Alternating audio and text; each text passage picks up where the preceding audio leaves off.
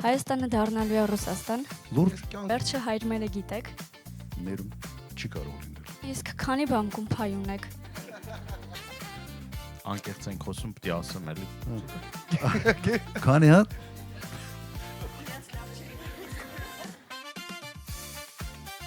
Բարև ձեզ, ես Սրբիսիմեն եմ, հարցս կուղեմ բոլորին, ինչ կարծիք ունեիք մինչև Ռոբերտ Քոչարյանին ճանաչելը ու իրեն ճանաչելուց հետո։ բայց շատ զգուշ։ Կարծում էի շատ խիստ, պարզվեց ինչ, պարզվեց, ես ինչ եմ հասկացել էլի, եթե ձեզ ադեկվատ հիմնավոր կարծիք ասենք, անհնարად է փոփոխություն չբերի։ Մոտ 80-90%-ով պատկերացրել եմ նենց, ոնց պարոն նախագահին հիմա ճանաչել եմ եւ եթե դու չլինես, չգիտեմ, երբեմն նաեւ խիստ չլինես կարգապատ, դու չես կարող ունենալ այդ հաջողությունները։ Մի պատմություն էլ ես պատմեմ, ազգային ժողովում ելույթ եմ ունենում եւ քննադատում եմ նախորդ իշխանության ժամանակ բաստողումները, բան։ Մինչեւ գալիս եմ հեռախոսս եմ հասնում, տեսնում եմ տասնյակ զանգեր, բան։ Ասում եմ, բա որ դու քննադատում ես, բա չես վախենում նախագահը կարող է բան անի, նեղվի կամ չգիտեմ, եւ այս առումով այդ կարծրատիպերը, այդ միֆերը, որ կա իրապես գոյություն չունի, էլի, Ժողովուրդ ջան, շատ անկեղծ եմ ասում այդ ամեն ինչի մասին։ Ես մի բան հասկացա, էլի դուք ուզում եք ձևավորված իմիջս քանդել, քայքայել, ասենց գետնով տա։ Խստության վերաբերյալ, այո, ճիշտ է, խիստ եմ, բայց ոչ թե քննարկումների ժամանակ։ Եթե որոշումը կայացված է, պետք է խիստ լինես եւ միջև վերջ հետեւես որոշումները տեղ հասնեն։ Դու պետք է հնարավորություն տաս մարդիկ արտահայտվեն։ Եթե հնարավորություն չտաս, եթե մարդիկ զգան, որ արտահայտվելուց, եթե մեկ այլ կարծիք են ասում, կարող է կոպտես, այլևս կարծիք չես լսելու։ Ամենից վատ ղեկավարը որոշում չկայացնող ղեկավարն է։ Հետո պետք է ուղղակի ասենց երկաթյա կարգապահությամբ պետք է կատարվի։ Կարգ ու կանոնը իմ ասենց նաև տեսակի մեջ է, բայց երբեք չեմ համարել, որ ես ամեն ինչի մասնագետ եմ եւ ձեր բոլորի կարծիքը ինձ համար նշանակություն ունի։ Այ երբ որ ազգային ժողովում իրավիճակը սրվում է, լարվում է ու սկսում են անտակտությունները իշխանությունների կողմից, դուք լարվում եք կամ նյարդայնանում եք դրանից, թե բանի տեղել չեք դնում։ Շնորհակալություն։ Շատ եմ լարվում, չնայած այնտեղ չեմ, որովհետեւ իմ ընկերներն են այնտեղ փորձում ամեն դեպքում ամբողջությամբ նայում եմ, Ես մի քիչ երևի որ էմոցիոնալ եմ, հնարավոր չի ազգային ժողովում նստել, լսել իրանց խոսույթը Արցախի վերաբերյալ, եկեղեցու վերաբերյալ, արժեքների վերաբերյալ, ուղղակի թշնամական խոսույթով են հանդես գալիս եւ դա բերում է նրան, որ նյարդերը շատ ժամանակ տեղի են տալիս։ Նաեւ ուզում եմ օգտվելով առիթից ներողություն խնդրել մեր հայրենակիցներից, շատ ժամանակ այդ կոնֆլիկտների բանի համար մենք պիտի այս ընտրություններին համոզիչ հաղթանակ տանենք, վստահ եմ, եւ այս իրավիճակը կվերանա եւ մենք ազգային ժողովը կվերածենք առողջ քաղաքական դիսկուսի տեղ, որտեղ որ գաղափարները, մտքերը մրցակցության մեջ կլինեն։ Գիտեք, որ անհարմար ֆորմատ գոյություն ունի հարցերի։ Պարոն նախագահ, իմ հարցերն ուղղված են ձեզ։ Եթե պատրաստ եք, սկսենք։ Եթե գայք իշխանության, պատերազմի հավանականությունը մեծանում է։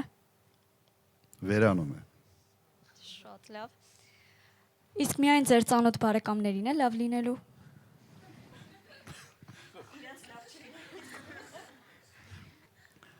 Նայեք, ես 10 տարի նախագահ եմ եղել, իմ բոլոր ծանոթ բարեկամներ, ուսանողական ընկերներ, բոլոր ինձանից նեղացած են։ Ինչու։ Պաշտոններ չեն ստացել։ Հայաստանը դառնալու է Ռուսաստան։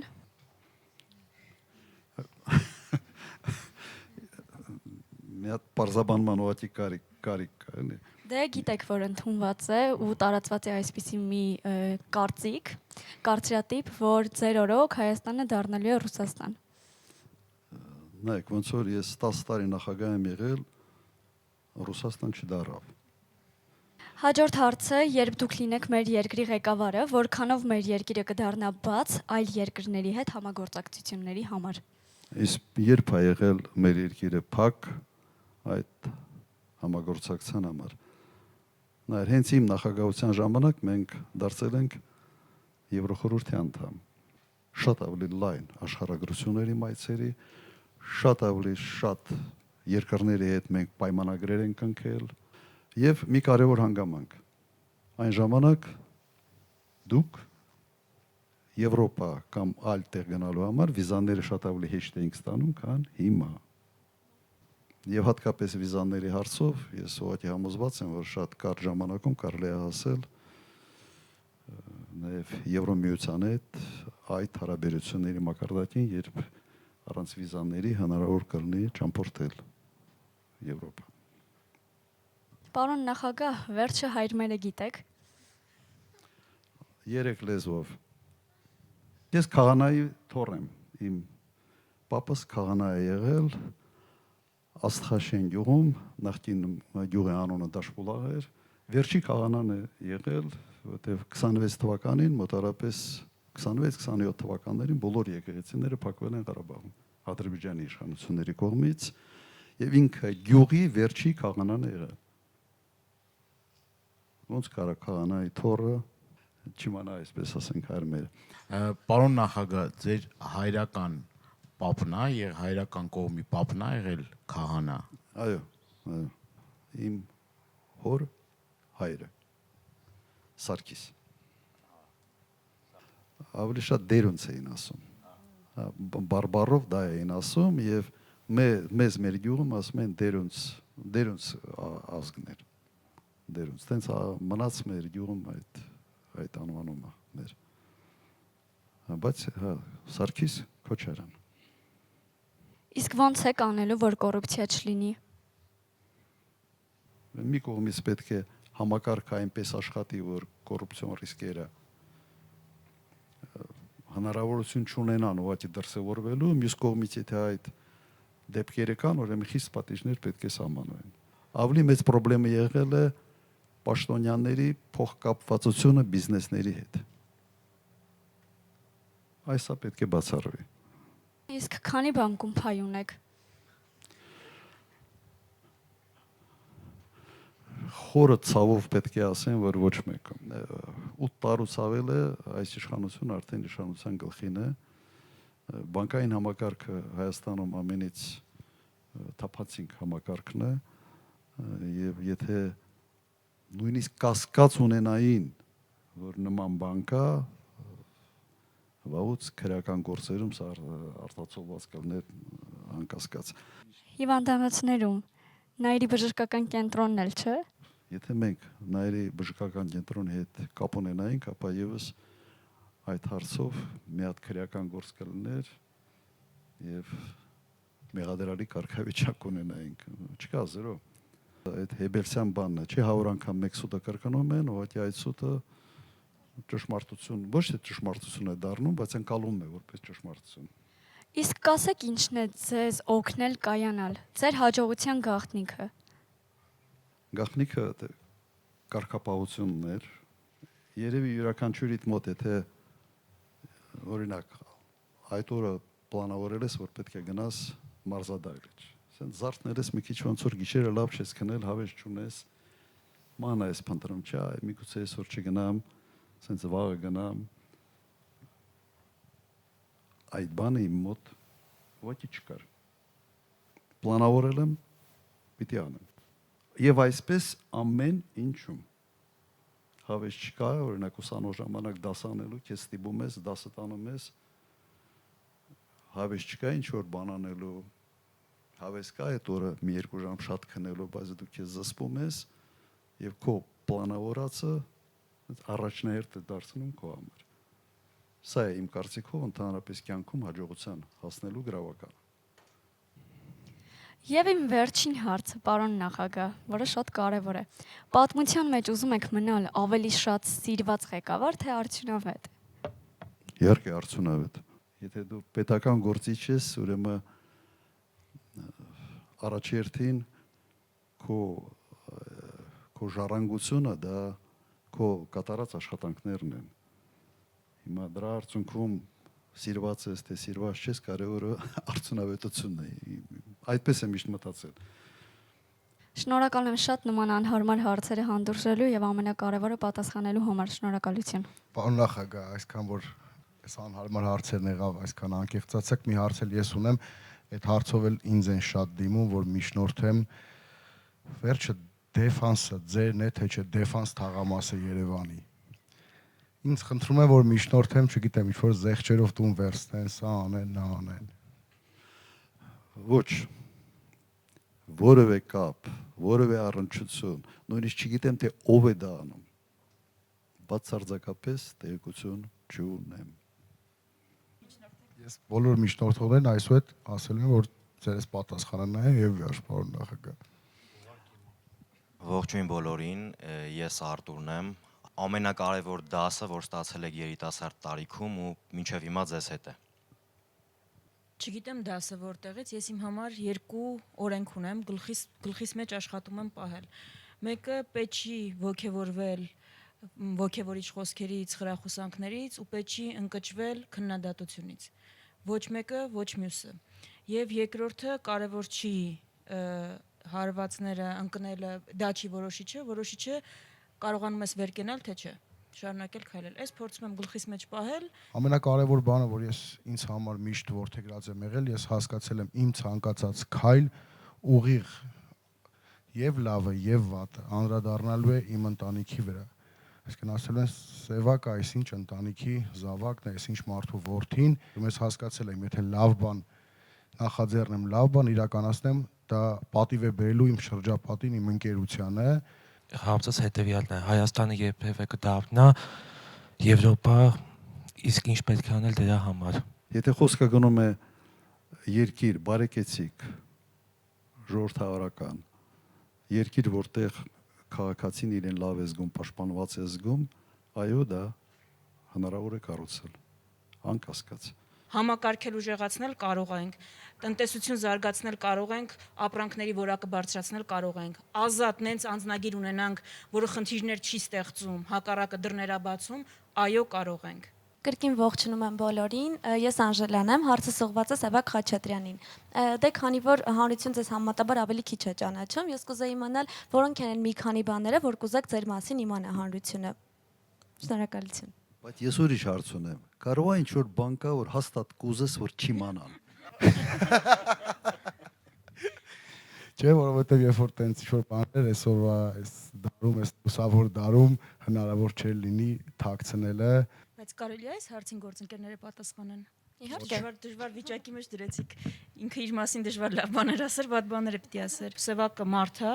ով ունի հստակ արժեհամակարգ ու հստակ կարմիր գծեր, որ չի անցնելու ոչ մի պարագայում, կապ չունի քաղաքական բանը ինչա թելադրում։ Մարդ է, ով ունի կարմիր գծեր ու իր արժեհամակարգը, որ ինքը կրողն է ու որը պաշտպանում է։ Լավ է, որ մեր քաղաքական թիմը ունի կարմիր գծեր եւ ինչ որ բաներ կա, որ չի ուզում այդ արժեքային համակարգի վրայով անցնի, կարծում եմ լավ է։ Օրինակ ես չեմ կարող այդ սկզբունքների վրայով անցնել, որ չեմ կարող ստել։ Չեմ կարող, որովհետև մտածում եմ, որ բա հանկարծ սուտս որ բռնվի, հաջորդ անգամ գետինը պիտի մտնեմ, էլի, ասես չեմ կարող բան անեմ։ Դրա համար այսքան տարի քաղաքականության մեջ ոչ մեկը չի կարող ասել, որ ես մի բան եմ ասել, հետո մեկ ուրիշ բան եմ ասել, հետո լրիվ երրորդ բան եմ ասել կամ ստել եմ եւ այլն։ Այդ ընթացքում նախագահի կառավարման հսկայածավալ աշխատանք է տարվել, բայց այն PR-ի տեսանկյունից, այդ պոպուլիզացիայի,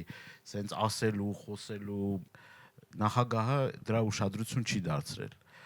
Այդ աշխատանքները, քանի որ դուք երիտասարդ տարիքի եք էլի, ես ուզում եմ նաև հիշեցնել, որ Երևան քաղաքում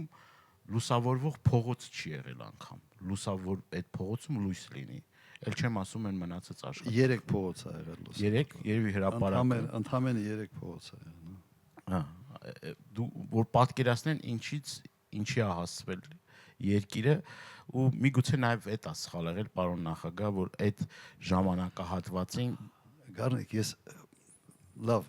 մի քիչ այլ կերպ ձևակերպում մտամ, դուք որ գնում եք, օրինակ բանկամատից ձեր քարտը մտցնում եք եւ օրինակ 100,000 դրամ փող եք ստանում։ ձեր հաշվից։ Դուք բանկամատին շնորհակալություն եք հայտնում։ Չէ, լուրջ էլի, դուք բանկամատից շնորհակալություն հայտնում եք, չեք հայտնում, չէ։ Հիմա պետական բյուջեից, այս ժողովրդի հարկերից փողը հավաքվում, ինչ որ մի բան է սարքվում։ Հետո խիպտ է այդ մարդու շնորհակալություն հայտնել։ Ես այդպես էի մտածում։ Վերջի ես կոպիտ ասած չեմ գնացել ուրիշ բիզնեսում փող աշխատել, եկել իմ գրպանից ինչ որ մի լավ բան եմ անում, որ գան ինչ շնորհակալություն հայտնեն։ Ես էլ ամբողջ օրը կրշկրշան հավի նման դրա մասին խոսամ։ Այսպես էի մտածում։ Պետական բյուջեն մեր քաղաքացիների վաստակած գումարներից, այսպես հարկերի ձևով հավաքագրված գումար է, որով պետությունը, կառավարությունը պարտավորում է ծրագրեր իրականացնել եւ իրականացնում է։ Եվ դրա համար ասենց սարքել, չգիտեմ ինչ, անկեղծ ասած, ոչի ինձ համար անընդունելի անհասկանալի է։ Դրա համար է ես դա չի անում։ Ինձ որ նույնիսկ իմ թիմում ասում էին այն ժամանակ իմ մամուլի քարտուղարը բա սենց ասիլսի մեր պարտքան արել ենք հիմա ինչ ամեն օր դրա մասին պիտի խոսանք։ Ամեն օր դրա մասին պիտի ամոթ։ Հաղթանակած ժամանակ էլ դուք միշտ այն դիրքերից եք հանդես եկել, որ թշնամուն չնվաստացնելու այդ քաղաքականության մասին, եթե հնարավոր երկու խոսք մենք հաղթանակած էինք, բայց արզգային արժանապատվությանը կպնելը ամենից մեծ սխալն է։ Եվ նույնիսկ կրկնեմ, մենք հաղթանակած ժամանակ երբեք չեմ ասել նոր պատերազմ, նոր տարածքներ, այս իշխանության պաշտոնյաներն էին նման կարգի հայտարարություններ անում։ Վարչապետն էր ասում, ինչ որ բաներ կասեմ, կազմաքանդվի Ադրբեջանը ամպագորգոր հիմարություններ էին դուրս տալիս։ Եվ այդ հիմարությունները ուղղակի հրահրվեց պատերազմը։ Հարց ցանկանում եմ ուղղել պարոն Խաչատրյանին, ինչպեսի հայրենի կցանկանաք թողնել ձեր երեխաներին։ Ազգային արժեքներով, ազգային արժեքներ կրող սերունդ ունեցող հայ առաքելական եկեղեցին ամուր պահող, հայ առաքելական եկեղեցու հետևորդ լինող, այսինքն այն ամեն ինչի համար մենք այսօր պայքարում ենք, հենց ինչ հայրենիք, որ ես մտածում եմ, որ պիտի թողնեմ իմ երեխաներին, հենց պայքարում եմ դրա համար, հենց այդ ամեն ինչն է ստիմուլ հանդիսանում, որ ես լինեմ հենց քաղաքականության մեջ, հենց պայքարի մեջ։ Առաջինը ուզում եմ տեսնեմ անվտանգ, հզոր հայրենիք, բնականաբար մեր ազգային արժեքներով։ Մենք երեխա ժամանակ որ ընտանեկան որևէ այտենց քեֆ էր լինում, ասենք հորս ընկերներն էին հավաքում, երբ որ հարցնում էին մի հատ երգեք, այն ժամանակ այտենց բան կար, որ երեխեքին կանչում ասում էին մի հատ երգեք, երգում էինք Անդրանիկի մասին երգ, հայ ֆիդայիների մասին երգ, որովհետև մենք մեծացել ենք հենց այդ ազգային արժեքներով։ Կարծում եմ, ոչ թե կարծում եմ, որ վստահ եմ մենք այդ պետությունը, մենք այդ երկիրն ունենալու ենք։ Կա մի հարց, որը կցանկանայիք տալ նախագահին, բայց չեք տվել։ Մի պատմություն պետք է հիշեմ, էլ այդ միֆերի մասին, քանի որ անկեղծ ենք խոսում, պետք է ասեմ, էլի նախագահն էլ չի եղա երևի։ Մեկը մոտեցավ ինձ, ասեց, կարող ես նախագահին ասես, այդ սպայկայի հետ կապված 44-օրյա պատերազմի գիտեք ինչ բաներ կար։ Ասում եմ, բայց նախագահը ինչ կապ ունի սպայկայի հետ։ Այսինքն այն միֆերը, այն հերյուրանքները, այն ամբողջ ինչ որ կառուցվել է։ Այս տարիների ընթացքում անընդհատ մարդկանց ուղեղը փորձել են մտցնել, վերջերս մեկն ինձ մոտեցավ, ասեց, ես տարիներ շարունակ այդ միֆերով, այդ լեգենդներով, այդ ստերով ապրել եմ եւ ես ամաչում եմ, որ հավատացել եմ այդ ամեն ինչին։ Հարց չունեմ, ինչ հարց կա, այդ հարցերը բաց ու թափանցիկ տալիս են։ Ես հարց տամ։ Դե միշտ այս ընթացքում գործնական հարցեր են քննարկել, բայց այտենց էմոցիոնալ բաներ չեն քննարկել, առիթ է։ Ինչ էմոցիաներ ունեցաք Արցախի հայաթափման ժամանակ։ Հենց էմոցիա, զայրույթ, չգիտեմ, ինչ էր էմոցիոնալ առումով։ Ամենից դժվարը ինձ համար էմոցիաներից խոսալն է։ Ամբողջ կյանքս իմ տրեյնինգս նրա մեջ էր, որ էմոցիաներս ցույց չտամ։ Եվ սա իսկապես ինձ համար բավական դժվար է։ Հիմա ինչ զգացմունքներ պետք է ունենաս, եթե կորցնում ես քո հայրենիքը, քո ծննդավայրը, քո եղբոր ծնողների գերեզմանները։ Չեմ ուզում խորանալ սրա մեջ, եւ իհարկե հանձնողները պետք է այդ պատասխանը տան։ Այստեղ ուղղակի ներում չի կարող լինել։ Եվ խոսքը միայն իմ ազնական, այսպես ասենք, զգացմունքները չի, այս խոսքը ընդհանրապես հայ ժողովրդի կորուստն է, որը ունեցավ։ Մի հատ էլ բան, որ ձեզ չեմ պատկերացնում, ինչ որ երաժշտական գործիք կա, որին տիրապետում եք։ Մայրս ուզում էր, որ ես անպայման ջութակ նվագեմ։ Մի 3 տարի մոտարապես ջութակ էի սովորում, երբ արդեն բավարար չափով արդեն հզորություն ունեցա չի ենթարկվելու, սկսեցի չի ենթարկվել եւ թողեցի դպրոցը։ Դրանից հետո ջութակ ձեռս չեմ վերցրել, բայց ջութակը որպես երաժշտական գործիք իսկապես սիրում եմ։ Մի ժամանակ կատակ էի արել այդ արդեն բանի ժամանակ, որ ինձ մերս հիշեցրեց այդ ջութակի հարցը, ասի՝ «Մամ, դու չես ջոկել, որ ավտոմատը ձեռիս ավելի էր սազում, քան բանը, էլի, արդեն պատերազմի տարիներն էին, քան ջութակը»։ Ընդունեց։ Պարոն նախագահ, նախագահ եղած տարիներին լինում էր դեպքեր, որ որևէ երկրի նախագահի, օրինակ, ուղակի դուք զանգահարեիք, չլներ ինչ-որ մի հարց, չլներ պետական դա արարողակարգի մաս, ինչ-որ բան, կամ իրենք ձեզ զանգահարեին, նույնիսկ իրար հալից հարցնեիք։ Ազնական հարաբերություններում մի քիմիա կա, ինչ որ մեկի հետ ստացվում է, մեկի հետ չի ստացվում, չէ՞, դա այն ժամանակ այո, նման կարգի քիմիա ձևավորվել էր Ֆրանսիայի նախագահի հետ, բավական հաճախակ ենք հանդիպում, այն ժամանակ Լեհաստանի նախագահի հետ Կվասնևսկի հարաբերությունները կար, Բուլղարիայի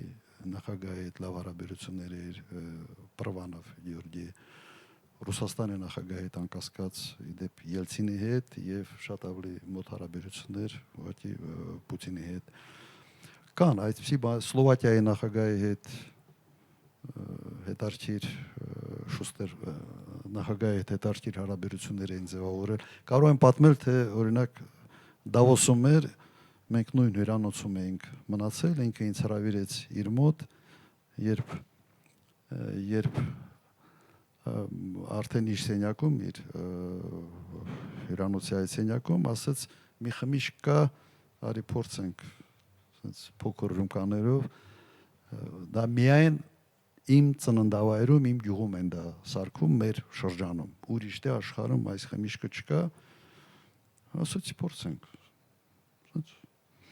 օտարը հասկացա ինչ է, հոնի օղի էր, խմեցի, աս ինչքան ես ուզում դրանից քեզ ուղարկեմ, ասեց ոնց, ասի լսիր, մանկուց եմ ես այդ օղին խմում, չհավատաց, հենց հետ ենք եկել, այդ օղուց Ղարաբաղ խոսացի, Ղարաբաղում ընդունված էր եւ երկու արկղ միանգամից ուղարկեցի իրեն եւ բավական ջերմ հարաբերությունները շարունակվել է բավական երկար ժամանակ։ Մեկ անգամ Լեհաստանի նախագահի հետ այց էր պլանավորած, ինքը պետք է գար, հետո զանգեց, ասեց, գիտես, ասեց Ռոբերտ, բանա, ասենց ինչ որ բաներ կա, այցը հնարավոր է հետաձգենք։ Ու լինում է, ասենց, պետական այց է նախատեսած, կամ պաշտոնական այց, եւ ինչ որ հանգամանքներ է բացվել, եւ ինքը զանգեց, որ ես հանկարծ չմտածեմ այլ բան կամ չնեղանանք, որովհետեւ պրոտոկոլային ինչ որ միջոցառումներով պատրաստվել ենք արդեն։ Ասի մի տարբերակ կա, կներեմ, եթե քո ծնունդը ստեղ անենք։ Ծնունդն էլ 2 ամիս հետո էր։ Հետո եկավ իր ծնունդը ստե նշեցինք Սևանում միասին նշեցինք եւ հենց իր պաշտոնական այցը իր ծնունդի օրը։ Հենց ընդունեց եւ այսպիսի դրվագներ շատ է եղել։ Ոնց եղավ, որ օրինակ Էդուարդ Էրնեկյանը, Քրքորյանը կարողացաք Հայաստան բերել եւ ներդրումներ կատարեն Հայաստան։ Եթե չեմ սխալվում, գինեգործությունն էլ չէ Էրնեկյանի հետ կապված, որ այստեղ զարգացավ։ Ինքը գինի էր արտադրում Արգենտինայում եւ ամեն տարի ինքը ինձ մի արկղ գինի էր ուղարկում նոր տարու վրա։ Եթե չեմ սխալվում, կարամ գինու բանել խաղողի սորտը Մալբեկ։ Հետո մեկ անգամ հանդիպելուց ասի, ես միջև երբ ես ինձ Արգենտինայից ինքնաթիռով ինքը իր սեփական որ գալիս գնում էր, ասի, ես միջև երբ ես այդ Արգենտինայից շալակած միջև ստե բերելու։ Ասես ծիծաղեց, ասեց, «Էլ չուղարկեմ»։ Այս չի ուղարկի, բայց ստեղ արջեցրած ստեղի աճեցրած խաղողից, ստեղի սարկած գինուց, հետո երևի մի 2 ամսից հետո ինքը որոշել է ստեղ հող առնի, խաղողի այգիներ հիմնի եւ գինի արտադրի։ Կարած գինին հենց մեր այդ խոսակցության, այդ զրույցի արդյունքում ծնվեց։ Մարդիկ ուզում են իմանալ տուրնիկի վրա ժիմ քանի հատ է կանում եւ ամենաշատը վերջի ռեկորդը որն է եղել օրինակ։ Ջայել ժամանակ 28 անգամ ժիմ էի անում։ Լավ թիվա։ Բայց 10 հատ հենց հիմա էլ կանեմ։ Լավ թե լավ չէ, չգիտեմ։ Շատ լավ է, ո՞ր։ Շատ լավ է։ Ես մեկ հատ չեմ կարող անեմ։ Քանի հատ։ Մի հատ։ Լուրջ Ես կյանքում չեմ արել, չեմ փորձել, պարոն նախագահ։ Այդ լավը էս հիմա իմացա, եթե 2 ամիս առաջ իմանայիք, դաշինքը ուրիշ ֆորմատով։ Ես է ցուցակի մեջ չէի լինի երևի պարոն նախագահ, չէ՞։ Լավը ուշ իմացանք։ Դուք ասացիք, որ 18 թվի աղետների պատասխանատուներին դուք պատժելու եք, կցանկանայի իմանալ 21 թվին ես ծանոթներն եմ, որ նույնպես նորից ընտրել են մեր այսօրվա իշխանություններին։ Դուք նրանց էլ եք պատժելու։ Հա, չէ, խոսքը գնում է ուղղակի պատասխանատուների մասին։ 18 թվականին մարդկանց մոտ իսկապես կար ոգևորություն։ Ենթադրում եմ, որ կար նաև փոփոխությունների մեծ սպասելիք, մեղադրել ժողովրդին դրա մեջ ուղղակի անհետեցություն կլինի։ Խոսքը գնում է այն մարդկանց մասին, որոնք որոշումներ են կայացնում, սխալ որոշումներ են կայացնել կամ մտածված այնպիսի որոշումներ են կայացնել, որոնց պատճառով մենք ունեցանք պատերազմ, պարտվեցինք այդ պատերազմում եւ հետո հանձնեցինք Արցախ։ Սա կոնկրետ մի շատ փոքր խմբակ է։ Կոնկրետ փոքր խմբակ։ Սրանք պետք է պատասխան տան։ Մարդկանց հետ շփվելուց այս նախադասությունը շատ հաճախ է, որ եթե սրանք մնացին, երկրից գնալու ենք։ Նախ հենց անմիջապես ասում ենք, որ եթե սրանք մնալ չկա, այդ նախադասությունը այլևս մի արտասանեք, որովհետև սրանք չեն մնալու։ Հայրենիքը մեր ծնողն է ու հավաքվել ենք բոլորս, որ կարողանանք բուժել, որովհետև այս 7-8 տարիներին շատ վատ հիվանդությունով է վարակվել։ Հիմա ինչ անենք, մեր ծնողին հիվանդ վիճակում թողենք գնանք, վստահ եմ, որ անկախ քաղաքական ռեժիմից երբեք պետք չի նեղանալ հայրենիքից ու փորձել ապրել հայրենիքից հեռու։ Ինձ հետաքրքիր է դուք ինչ հետաքրքիր պատկերացումներ կամ ծրագրեր ունեք Երևանի հետ կապված։ Շնորհակալություն։ Երևանի մասին խոսալուց երևի առաջի հերթին այդ խցանումներն է մտքիդ գալիս։ Եթե դու օրը պետք է 2 ժամ, 2.5 ժամ անցկացնես խցանումների մեջ, քաղաք պրոբլեմային է դառնում յուրաքանչյուր քաղաքացու համար։ Ուրեմն այս հարցը առաջնային եմ համարում Երևանի համար։ Երևանը պետք է ունենա նաև այսպես հին Երևանի հատվածը։ Այն ժամանակ եւս հատուկ հատկացրեցիք մի հատված, որը պետք է հին Երևան լիներ, բայց ինչ-ինչ պատճառներով այդ ծրագիրը ասես չքայլեց։ Ինչ որ կիսատ պրատ, ինչ որ բաներ արվեց, կարծում եմ սա այն դեպքն է, որ պետք է անել։ Այդ հին քաղաքի հատվածը մենք պետք է ստեղծենք։ Քաղաքին ոնց որ դա է պակաս։ Մի շենք կար, երևի դուք չեք հիշում կամ միգուցե, չգիտեմ, նկարների վրա տեսել եք, Կուկուռուզ էր անվանում։ Հա, հիշում եք այդ շենքը։ Ինքը որոշակի սիմվոլիկ բան ուներ, նշանակություն ուներ Երևանի համար, ուղղակի երկրաշարժից հետո այնպիսի վթարային վիճակում էր, որ պարզվեց, որ ներդրողը հնարավորություն չուներ որևէ կերպ այդ շենքը վերականգնել։ Հենց տակից միջև վերև ճաք էր ուղղակի։ Մեջ ճաք էր եւ շենքի ամրացումը բավական պրոբլեմային էր։ Այն ժամանակ շենքը քանդվեց, տեղը ուրիշ բան պետք է կառուցվեր, նմանատիպ կարելի էր այստեղ մի շատ սիրուն պրոյեկտ ուղղակի ունենալ։ Այսա կցանկանայի տեսնել։ Եթե ձեզնից մեկը մեքենա վարում է, ովքեր իմ ընկերներից վարում են, շատ ավելի նյարդային են, քան նրանք, ովքեր չեն վարում, որովհետև հանդիպման ժամանակին հասնում են հանդիպման, 40 րոպե կայանատեղի են ման գալիս։ Կայանատեղիներ են պետք։ Ու այս կարմիր գծերը անդադ թանկացնելով այդ չի լուծումը։ Կայանատեղիներ կառուցել, բազմահարկ, վերգետնյա, ստորգետնյա, այս կարմիր գծերի այս անտրամաբանական թանկացումները հետ գնալ, նորմալ տրամաբանական օրինական գին սահմանել, բայց դրա համար մարդկանց տալ տեղ կանգնելու, այսինքն կայանատեղիների հարցը, հաջորդը։ Տրանսպորտի հարցը, որ 50%-ով թանկացավ ու սովորական Երևանցու բյուջեն հիմա 50%-ով ավելի շատ գնում է տրանսպորտի վրա։ Հետ բերել 100 դրամը մետրոյի ցանցի ընդլայնում։ Մեր քաղաքը կարա մետրո ունենա, այլ էս միագծից բաց մի քանի կանգար ավելանա, բայց դրա համար պետքա թիմ,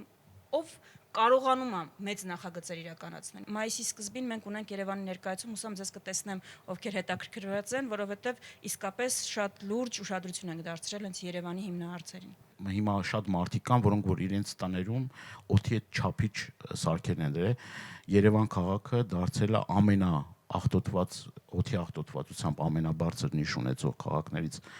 մեկը եւ դա նաեւ կախված է Նուբարաշենի աղբանոցից, էլի շատ ու շատ պրոյեկտներ ունենք, ծրագրեր ունենք, որ հուսով եմ, որ մեր իշխանության գալու պարագայում այդ ամեն ինչը իրականություն կդառնա, նաեւ ջրի խնդիրը կա, այս նախընտրական փուլում փորձեցին լղոզել, բայց վիոլա ջուրը գրաֆիկ էր սահմանել, որ ժամով էին ջուր տալու Երևան քաղաքին, այս նախընտրական փուլում փորձեցին դա լղոզեն բանանեն, բայց չի ստացվում, ես նոր-նորքի առաջի զանգվածում եմ ապրում, սուտկաներով ջուր չի լինում, որտեղ հայտարարակ վիճակ է, այսինքն ոչ նորմալ պլանավորման, ոչ նորմալ աշխատանք կա, ոչ պլանավորում կա, շնորհակալ եմ։ Մենք ծրագրում դրույթ ունենք այդ հարցի վերաբերյալ, բայց դա ավելի խորքային է հետևյալ իմաստով։ Ընդհանրապես Երևան քաղաքում, եթե մեծ ծավալի շինարարություն կա, այդ շինարարության ծավալները, թույլտվությունները, այդ ամբողջ աշխատանքը պետք է սինխրոնիզացվի նույն վիոլա ջրի հետ, սինխրոնիզացվի բաշխիչ ցանցերի հետ։ Եթե մինտեղ կար 5 շենք եւ կառուցում ես լրացուցիչ 10 շենք, պետք է այս 10 շենքը ի վիճակի լինեն միանալ բաշխիչ ցանցին, միանան գոյուղուն, միանան ջրամատակարարման համակարգին եւ սա զուգահեռ պետք է արվի, որովհետեւ այն խողովակը, որ գալիս է այդ 5 շենքի համար, նախատեսված չի օրինակ եւս 15 շենքի համար, կամ այն մարդկանց համոզի, ովքեր ոայ կներեք, ովքեր համարում են, որ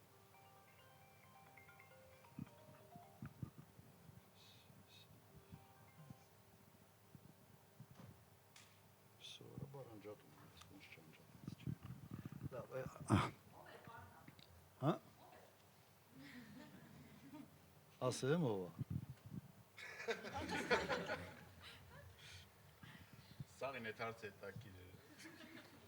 Լևոն։ Պատասխանեք։ Քոչարյան, չէ՞։ Հարցս ուղղում եմ ձեզ, պարոն նախագահ, եթե դուք լինեիք իմ փոխարեն, առաջիկա ընտրություններում ինչու կընտրեիք հենց ձեզ։